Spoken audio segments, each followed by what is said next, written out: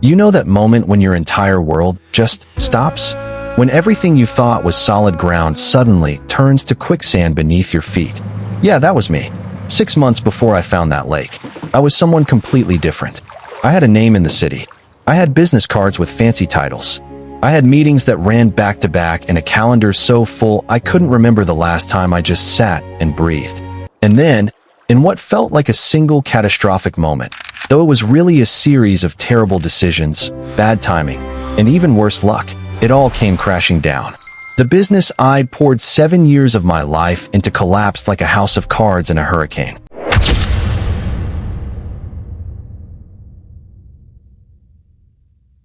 I'm talking complete obliteration. Contracts fell through. Partners disappeared. Investors pulled out. The banks started calling daily, then hourly.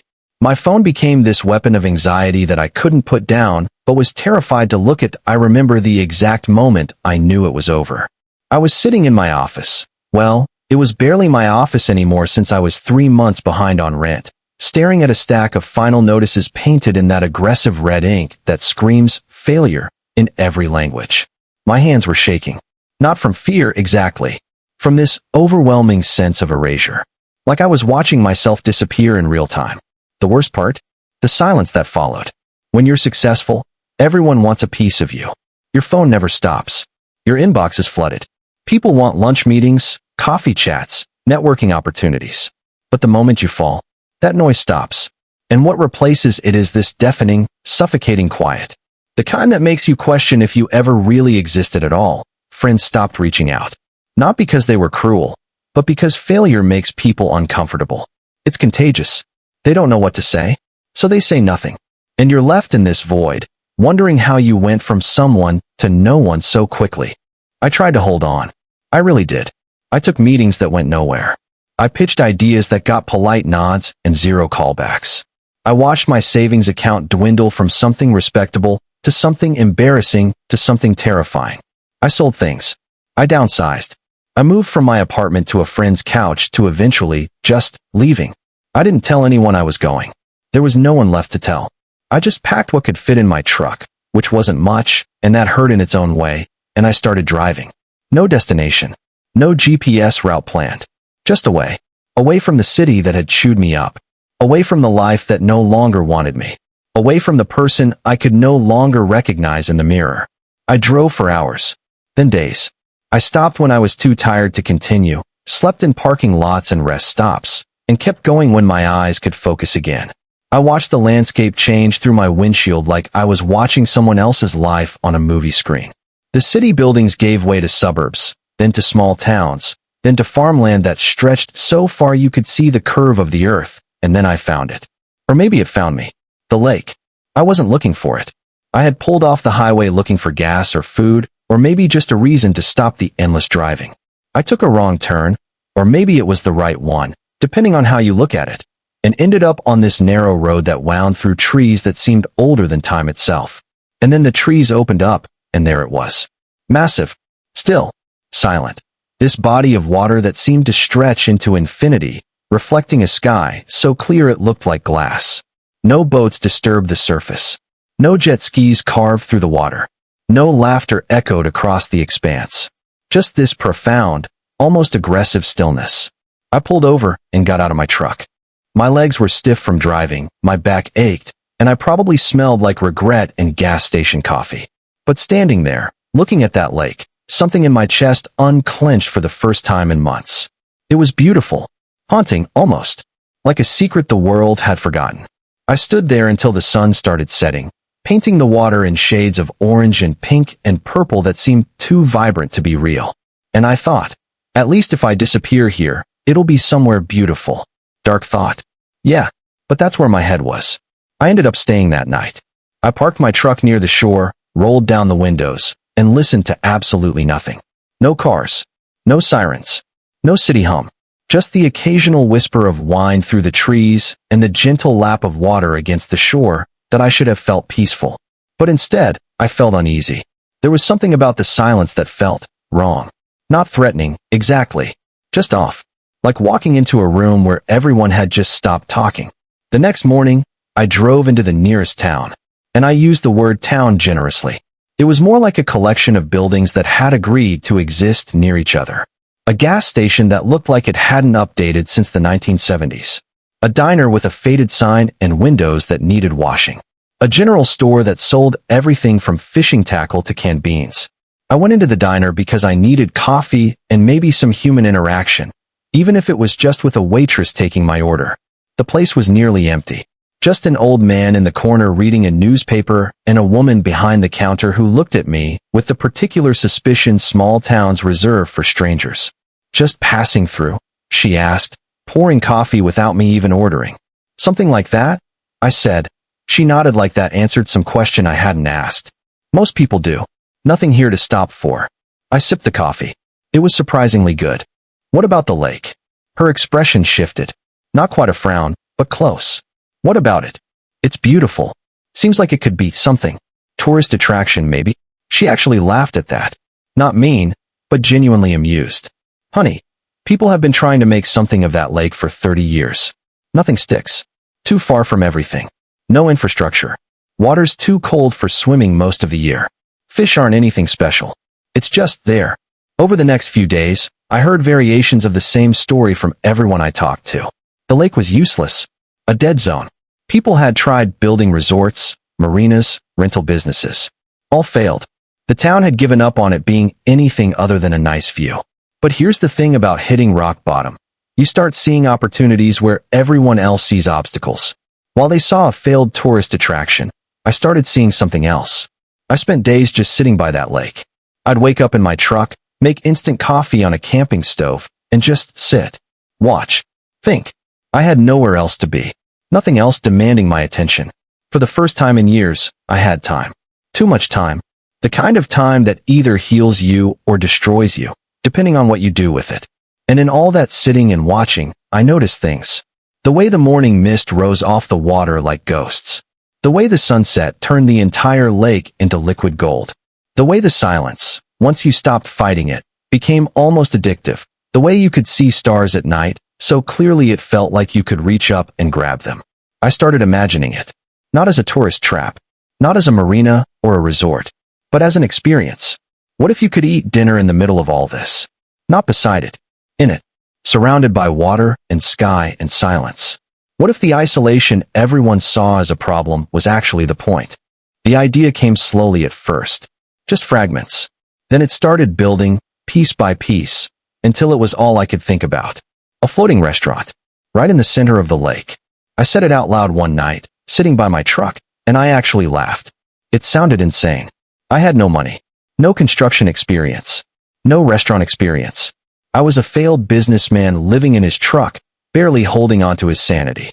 But the idea wouldn't let go. I started sketching on napkins from the diner. Nothing professional. Just rough ideas. A platform. A structure. Tables. A kitchen. I thought about logistics. How would people get there? Boats. How would we get power? Generators, maybe solar. How would we get supplies? Daily deliveries by boat. Every problem I identified just became another puzzle to solve.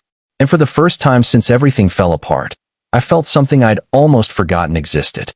Purpose. I went back to the diner. The same waitress was there. "You're still here," she observed. "Yeah," I said. "I've got a question. Who owns the lake?" She raised an eyebrow. "You thinking about buying it?" "Maybe. Or leasing. I don't know. I just want to know who I'd talk to." She studied me for a long moment, then leaned against the counter. "It's public land, mostly. But there's permits and regulations and all kinds of red tape if you want to do anything commercial." "Why? What are you thinking?" I hesitated. The idea still felt too fragile to say out loud. Too easy to dismiss. But I said it anyway. A floating restaurant. In the middle of the lake. She didn't laugh. She just looked at me with something between pity and curiosity. "That's been tried," she finally said. "Not like this," I replied, though I had no idea what made my version different yet. She poured more coffee. "Well, good luck. You'll need it." I spent the next week researching everything I could find about floating structures, restaurant businesses, permits, regulations. I drove to the county office and talked to a board clerk about what it would take to build something on the water. I talked to fishermen about the lake's depth and conditions. I talked to the old man from the diner who turned out to be a retired contractor. Everyone had the same underlying message: it couldn't be done. Or rather, It could be done, but wouldn't work. Too expensive. Too complicated. Too risky. But I'd already lost everything once. What was one more risk? I did the math with what little money I had left. It wasn't enough. Not even close. I'd need materials, labor, permits, equipment. I'd need everything I didn't have. But I'd also learned something from my first failure. You don't need everything at once. You just need enough to start. I sold my truck. That hurt more than I expected. It was the last thing I owned that had any value. But it gave me just enough capital to begin. I bought a small boat. Nothing fancy, just functional. I bought materials for a basic platform. I talked the retired contractor into helping me for equity instead of cash. I found day laborers willing to work for cheap because there wasn't much work in the area anyway. And one morning, as the sun rose over that silent lake, we started building. The first platform was rough. Unsteady. It looked like exactly what it was, a desperate man's fever dream held together by hope and borrowed money. But it floated, and that felt like magic. We worked from sunrise to sunset, every day, for weeks. Building, testing, rebuilding. The structure grew slowly. A deck. Support beams. A basic kitchen frame. Walls. A roof. The town thought I was crazy. I'd hear them talking in the diner, at the gas station. That guy's wasting his time. That thing will sink by winter. Another dreamer about to learn a hard lesson. Maybe they were right. Probably they were right. But I kept building anyway. Because here's what I learned in that truck. Driving away from everything. When you've got nothing left to lose, the only direction is forward. Even if forward means building a restaurant on a lake everyone's given up on. Even if it means betting everything on an idea that might sink, literally and figuratively. As we hammered and sawed and cursed and problem-solved, something else was happening. I was becoming someone again. Not who I was before. Someone new. Someone shaped by failure and silence and stubborn refusal to stay disappeared. The restaurant was taking shape. And so was I. But I had no idea what was coming. No idea that the real challenge wasn't building the restaurant. It was what I would do once it was finished. It was the decision that would make people question everything about me, and whether I was a genius or had finally lost my mind completely. You ever have that moment where you get exactly what you wanted, and immediately realize you have no idea what to do with it? Yeah, that was me, standing on that floating deck, watching boat after boat heading toward my restaurant, and feeling my heart race with equal parts excitement and pure terror. The first real customer came on a Tuesday. I remember because I told myself that if nobody showed up by the end of the week, I'd have to seriously reconsider whether this whole thing was just an expensive therapy session disguised as a business plan. He was a middle-aged guy, kind of stocky, with a camera around his neck that looked more expensive than everything I owned combined. He pulled up in a small fishing boat, tied it to the side of my platform, which I'd reinforced about 17 times by that point, and just stood there for a moment, looking around. "You actually did it," he said, like he was confirming something he'd heard but didn't quite believe. "Did what?" I asked, suddenly self-conscious about how rough everything still looked. The wood was weathered. The paint job was amateur at best. The whole structure had this scrappy, cobbled-together energy that screamed desperation project more than destination dining. Built a restaurant in the middle of absolutely nowhere. He climbed onto the deck, testing its stability with each step. "I heard about this in town. People said you were crazy. People say a lot of things," I replied, trying to sound more confident than I felt. He smiled. "Can I get some food?" Honestly, my menu at that point was embarrassingly simple. I wasn't a chef.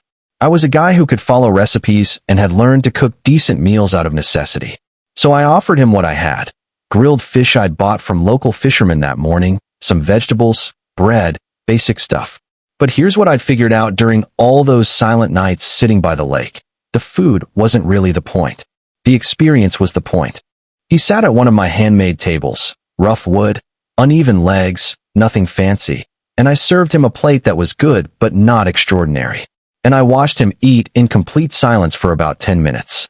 Then he pulled out his camera and started taking pictures. Not just of the food. Of everything. The water. The sky. The way the restaurant seemed to float in this vast emptiness. The way you could see for miles in every direction and there was nothing but nature.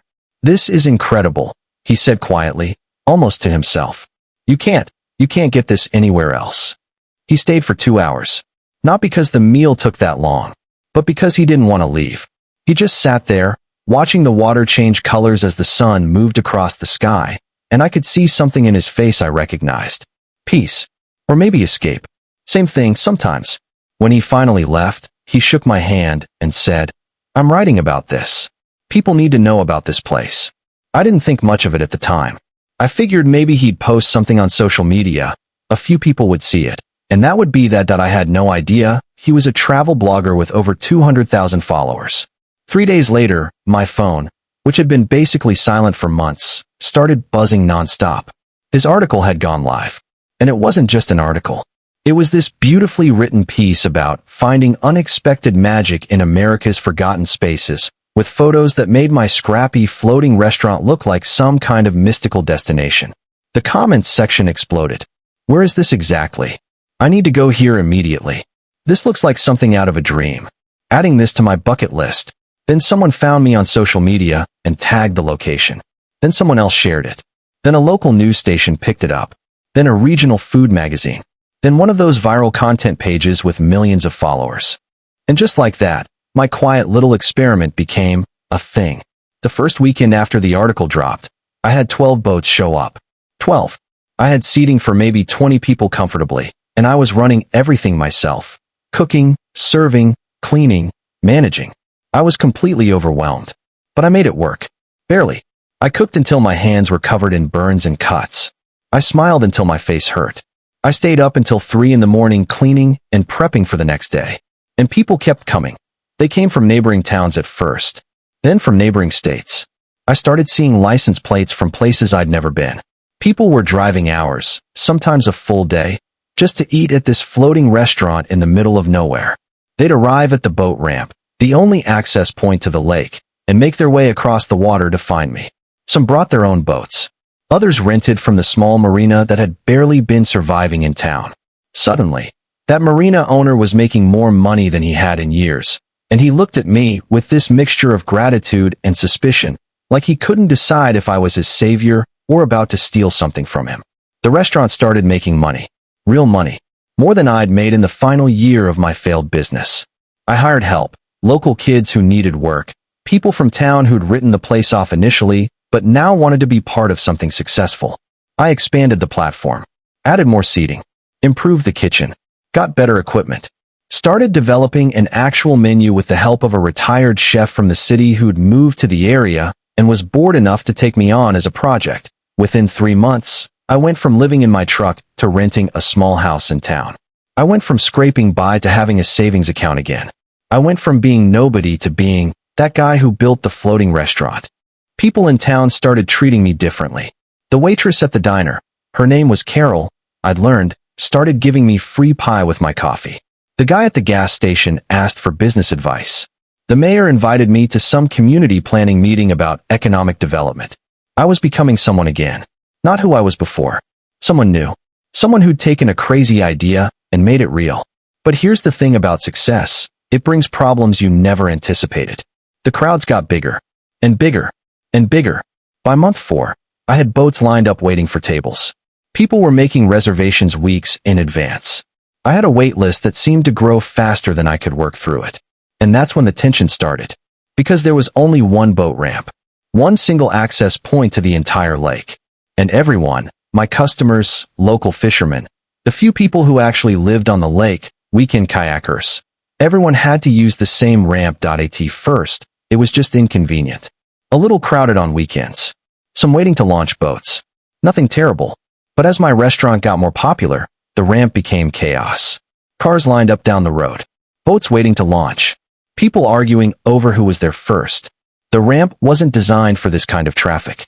It was old, narrow, barely maintained. It could handle a few boats on a slow day. Not dozens. Local fishermen started complaining. They'd been using that lake for decades, and suddenly they couldn't get their boats in the water without waiting an hour behind tourists trying to get to my restaurant. People who lived on the lake, there were maybe 10 houses scattered around the shore, started getting angry. Their quiet retreat had turned into a parking lot. The town council held a meeting about it.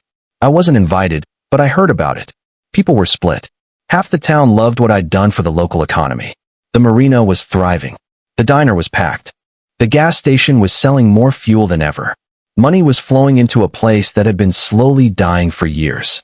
But the other half? They wanted their quiet back. They'd moved to the middle of nowhere specifically to get away from crowds and noise and traffic. And I brought all of that right to their doorstep. I tried to ignore it at first. I told myself it would balance out. People would get used to it. We'd figure out a system. But it kept getting worse. One Saturday in peak season, there was almost a fight at the boat ramp. A local guy who'd been fishing that lake since he was a kid got into a screaming match with a tourist who'd driven 6 hours to eat at my restaurant. It got ugly. The sheriff had to come out. That night, I sat on my restaurant deck after everyone had left, and I felt this weight settling on my chest that I recognized. The same weight I'd felt when my first business started falling apart. That sense that everything was spinning out of control, and I couldn't stop it. My phone rang. It was the mayor. "We need to talk," he said. Not angry, but serious. "This situation with the boat ramp, it's becoming a problem." "I know," I said. "I'm trying to." "I'm not blaming you," he interrupted. "Your restaurant is the best thing that's happened to this town in 20 years. But we've got to figure something out before somebody gets hurt or the county steps in and starts regulating everything to death." We talked for an hour. He suggested limiting my hours. I explained that wouldn't work financially. I'd have to turn away too many customers, and word would spread that the place was too hard to get into, and eventually people would stop trying. He suggested expanding the boat ramp. I said that would take months of permits and construction and wouldn't solve the fundamental problem of too many people trying to access a lake that wasn't designed for crowds that we went in circles. No good solutions. Just different versions of the same problem. After that call, I couldn't sleep. I kept thinking about that boat ramp. The bottleneck. The single point of access that everyone depended on. And then, around 3 in the morning, an idea hit me. Not a good idea, necessarily, but an idea. What if I controlled the access? The thought came out of nowhere and immediately felt both brilliant and insane. The boat ramp was public property. I couldn't legally block it or restrict it. That would be, well, illegal, and probably the fastest way to get shut down and possibly arrested. But what if there was another way? I spent the next week researching property laws, water rights, access regulations. I talked to a lawyer in the city who specialized in property disputes, carefully dancing around what I was actually considering without saying it directly. Here's what I learned. The boat ramp was public, but the small parking area next to it was technically owned by the county and leased to the town. And the town had the authority to regulate its use. An idea started forming. A terrible, brilliant, probably going to backfire idea. What if I bought that parking area from the town? Or leased it long term? And then, limited access. Not blocking it entirely. That would be illegal and morally indefensible. But managing it. Controlling the flow. Priority access for locals. Reservations for tourists. A system that prevented the chaos and actually made the experience better for everyone. That's what I told myself, anyway. The truth, which I wasn't quite ready to admit yet, was darker. I wanted control. I'd built something successful, and I was watching it get threatened by forces I couldn't manage.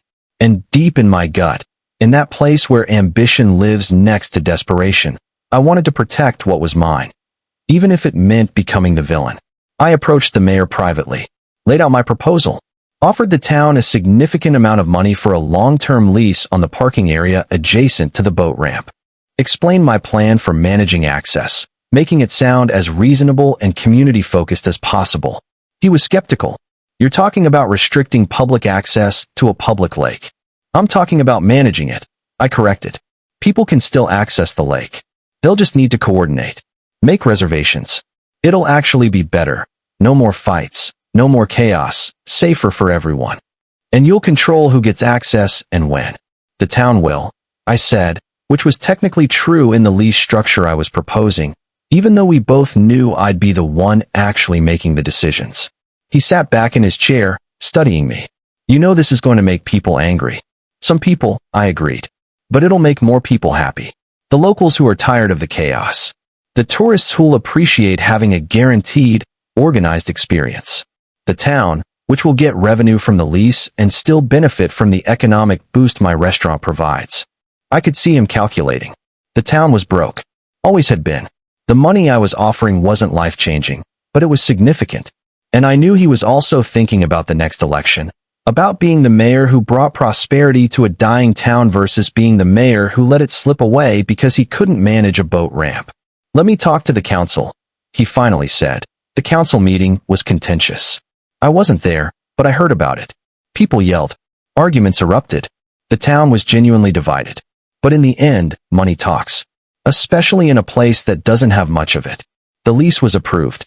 Narrowly. With conditions and oversight and all kinds of legal language designed to protect the town if things went wrong. I signed the papers on a Wednesday morning. And that afternoon, I had a new gate installed at the entrance to the parking area. It was a simple barrier. Nothing aggressive. Just a controlled access point with a small booth where someone could manage the flow of traffic. I hired a local kid to staff it. Gave him a simple instruction. Locals get priority. Tourists need reservations. Keep things organized and calm. The first day was tense. But it worked.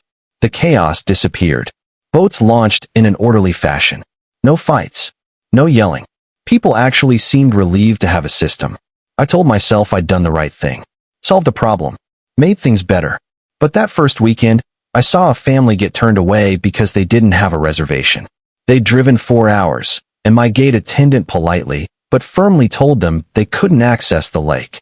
I watched from a distance as the father argued, then pleaded, then finally gave up and drove away. His kids looked confused and disappointed in the back seat, and I felt something twist in my stomach. But I pushed it down. Told myself it was necessary. Growing pains. The cost of running a successful business. The social media response was swift and brutal. This guy blocked the only access to a public lake. So much for small business dreams. He's become exactly what he was running from. You can't just privatize nature. This is insane. Videos started circulating. People filming the gate. Interviewing angry locals and turned away tourists. My phone blew up with messages ranging from supportive to absolutely vicious. News outlets picked it up. Suddenly, I wasn't just the guy who built the floating restaurant. I was the entrepreneur who blocked a public lake, and the businessman controlling nature. The story went viral for the second time. But this time, I wasn't the hero. I was the villain. And the craziest part? I still wasn't sure they were wrong. There's this moment, I don't know if you've ever experienced it, where you're standing in the middle of what you built, surrounded by everything you wanted, and you realize you have absolutely no idea who you've become in the process. That was me, standing on my floating restaurant on a Thursday evening after we'd served 200 people, watching the sun set over water that used to feel like freedom and now felt like a battlefield I was losing. The first real breaking point came about 2 weeks after I installed that gate. I was in the kitchen. We had a real kitchen by then, with professional equipment and a staff of 6, when I heard shouting from the water. Not unusual anymore. But something about the tone made me stop what I was doing and look out. There was a boat at the barrier.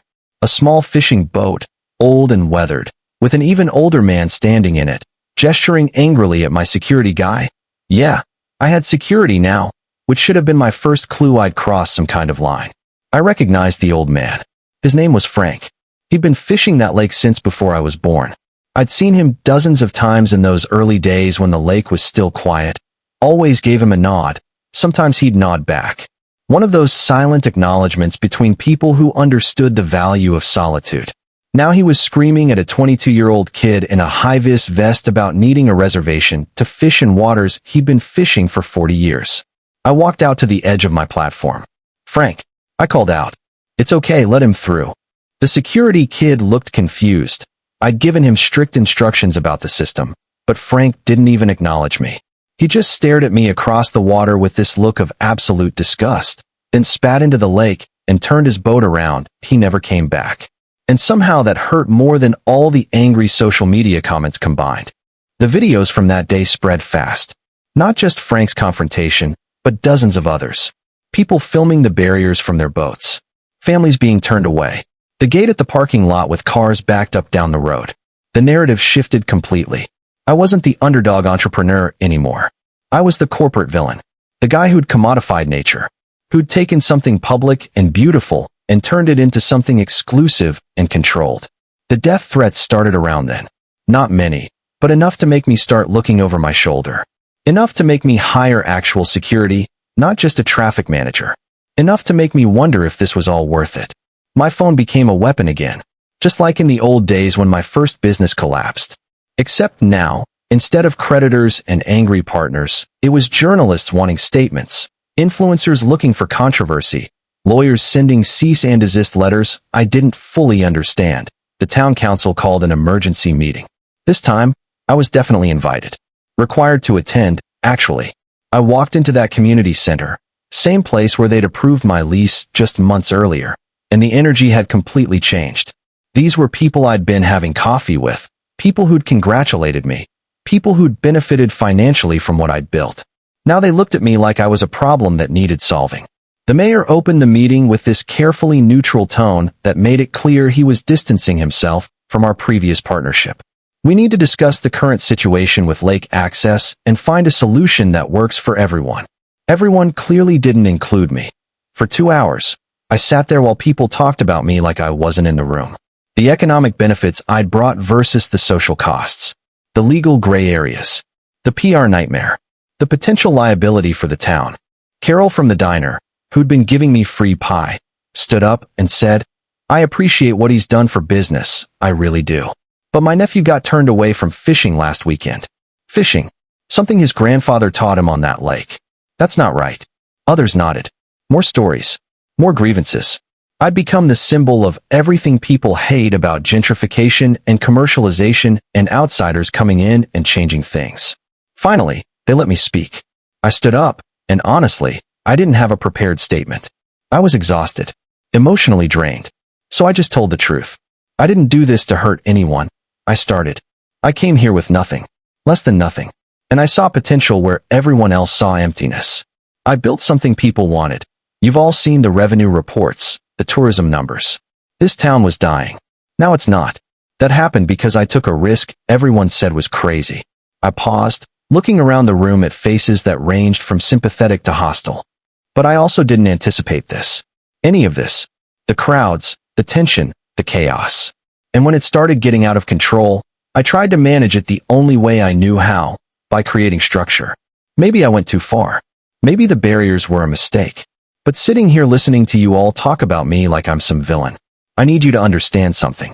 My voice cracked a little, which I hadn't expected.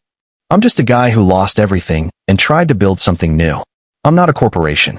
I'm not some mastermind trying to privatize nature. I'm just trying to survive. Again. Like I was when I first got here. The room was quiet for a moment. Then someone in the back, I didn't even see who, said, "Well, maybe you should have stayed in your truck." It got a few uncomfortable laughs. And I realized no amount of truth-telling was going to change the fundamental reality. I'd become successful enough to be resented, but not powerful enough to be untouchable. The meeting ended with a resolution that the town would explore options for improved lake access and work with all stakeholders to find solutions. Political speak for, we're going to figure out how to fix this mess, possibly without you. That night, I went back to the restaurant after closing. The cleaning crew had left. It was just me and the gentle rocking of the water and the sound of my own breathing. I pulled out my phone and scrolled through the comments on the latest viral video. Thousands of them. Most angry. Some supportive.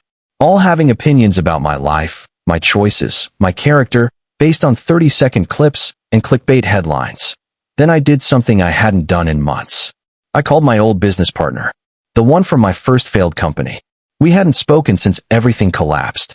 He answered on the fourth ring, sounding surprised. "Hey, didn't expect to hear from you." "Yeah," I said. "I didn't expect to call."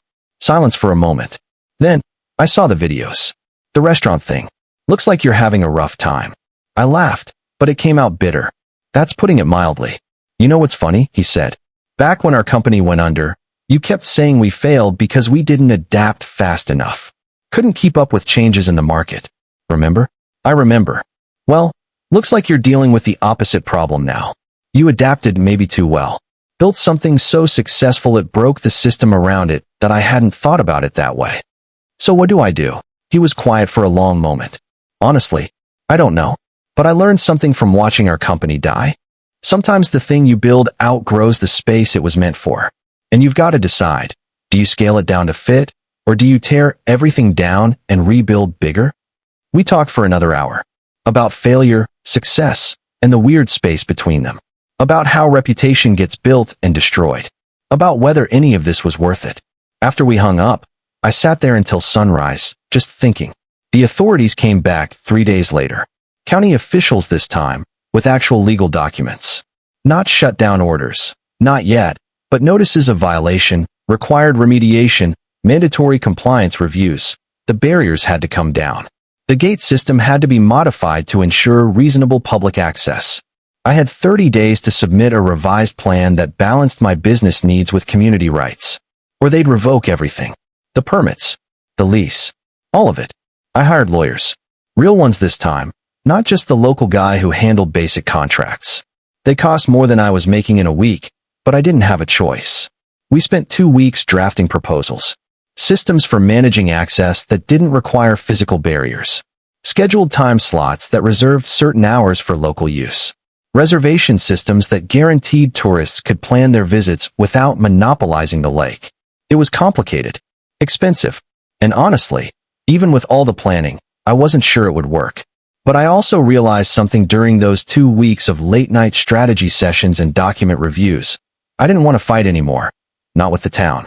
Not with the fishermen.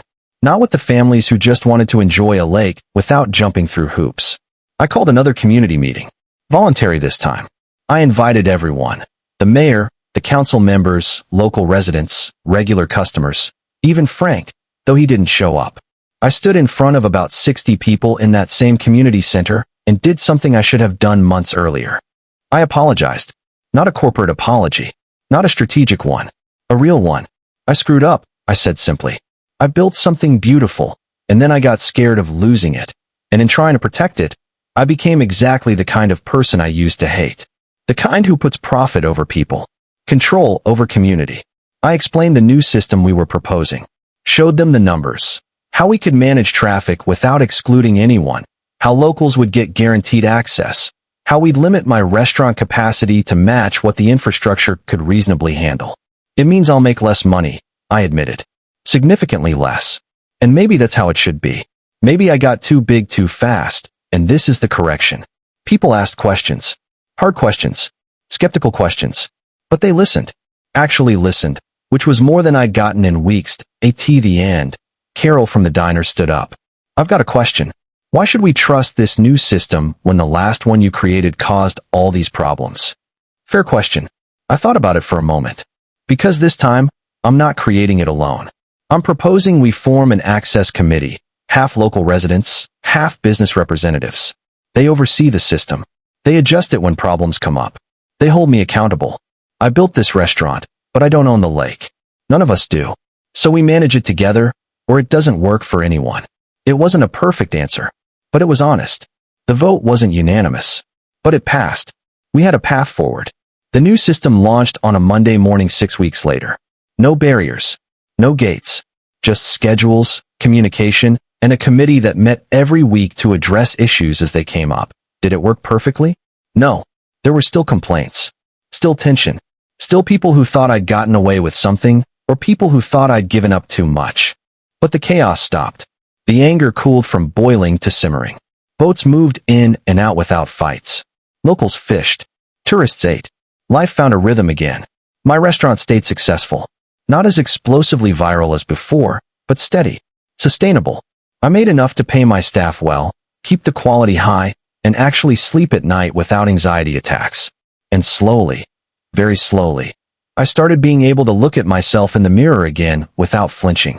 One evening, about 3 months into the new system, I was closing up when I saw a familiar boat approaching. Frank, the old fisherman who'd given me that look of disgust and never come back. He tied up to my platform without asking permission, climbed out with the stiffness of someone whose joints had been protesting for decades, and stood there looking at me. Restaurant still any good? He asked. Yeah, I said. You hungry? He nodded. I cooked him dinner myself. Fresh fish, which he'd actually caught that afternoon, and offered to contribute. We didn't talk much. Just sat there eating as the sun set, and the water turned gold. Before he left, he put a hand on my shoulder. You figured it out, he said simply. Then he got back in his boat, and putted away into the gathering dark. I stood there for a long time after he left, feeling something I hadn't felt since this whole journey started. Not pride. Not success. Something quieter. Maybe it was peace. Or maybe just the beginning of it. Because here's what I finally understood. standing on that floating deck in the middle of a lake that had taught me more about myself than any business school or success seminar ever could. Building something from nothing is hard. But living with what you've built, taking responsibility for it, adapting it, sharing it, protecting it without controlling it, that's harder.